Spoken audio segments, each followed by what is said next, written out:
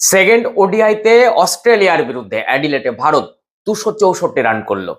এই 264 রান কি ভারত ডিপেন্ড করতে পারবে? 265 করতে হবে অস্ট্রেলিয়াকে জিততে হলে। মোদ্দা কথা, দুজন ব্যাটসম্যানকে সহজে আউট করতে হবে, তাড়াতাড়ি আউট করতে হবে। মিশেল মার্শ এবং ট্রেভিস হেড, এই দুজনের যদি উইকেটটা চলে যায় অস্ট্রেলিয়ার, তাহলে অস্ট্রেলিয়ার ব্যাটিং ডেপথ কিন্তু অতটা নয়। কাজেই এখন কিন্তু বোলারদের কাজ। তবে 17 রানে যখন দুটো উইকেট পড়ে যায়, বিরাট কোহলি 0 রানে আউট হয়ে যান, দর্শকদের মধ্যে কিন্তু একটা হতাশা ছিল। বিরাট কোহলির এই সিম্বলটা, এই ছবিটা কিন্তু একেবারে ভালো লাগেনি দর্শকদের।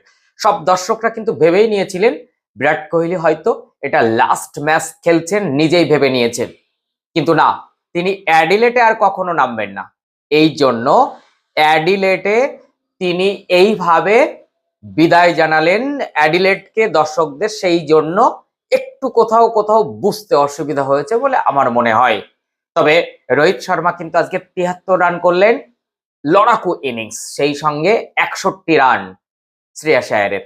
অ্যাকচুয়ালি শ্রেয়াস আয়ার হচ্ছে ভারতের এমন একজন প্লেয়ার, যখন টিম বিপদে তখন তিনি রান করেন।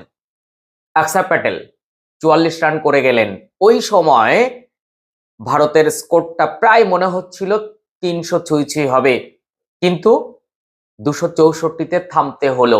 পরপর উইকেট পড়তে থাকলো। তবে আমরা যাকে নিয়ে খুব বিব্রত ছিলাম, কেন সব ফরম্যাটে তাকে খেলানো হচ্ছে, হর্ষিত রানা, সেই হর্ষিত রানা কিন্তু আজকে মান বাঁচালেন, সেই সঙ্গে যোগ্য সঙ্গত করলেন আর্শদীপ সিং। দুজনের ব্যাটিং দেখতে দেখতে মনে হচ্ছিল যে রানটা হয়তো 280-তে পৌঁছাবে।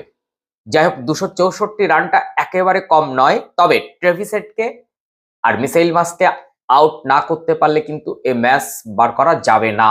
অ্যাডিলেড ভারতের জন্য, এখানে ভারত হারে না, তার কিন্তু একটা একটা একটা ছাপ কিন্তু ব্যাটিং এ আমরা পেলাম। ধুকতে ধুকতে ভারত 230-এ অল আউট হয়ে যেত, সেখান থেকে কিন্তু 264।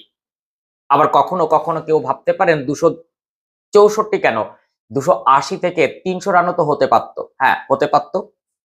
দ্বিতীয় উইকেট পড়ার পর যেভাবে রোহিত শর্মা এবং শ্রেয়াস আয়ার ইনিংসটাকে ধরলেন, তখন মনে হয়েছিল যে রানটা অনেক দূর এগোতে পারে।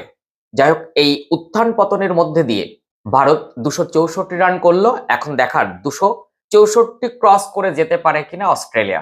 বোলারদের কিন্তু একটা দারুণ দারুণ এফর্ট কিন্তু দিতে হবে। তবে কোথাও না কোথাও কুলদীপ যাদব দলে কিন্তু খুব দরকার। হর্ষিত রানার এই লড়াকু ইনিংস সত্যি ভালো লেগেছে। এখন দেখার কেমন তিনি বল করেন।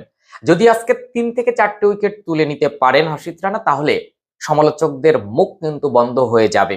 হর্ষিত রানা যে 3 ফরম্যাটেই উপযুক্ত প্লেয়ার, তা কিন্তু প্রমাণ করার একটা বিশেষ দিন আজকে।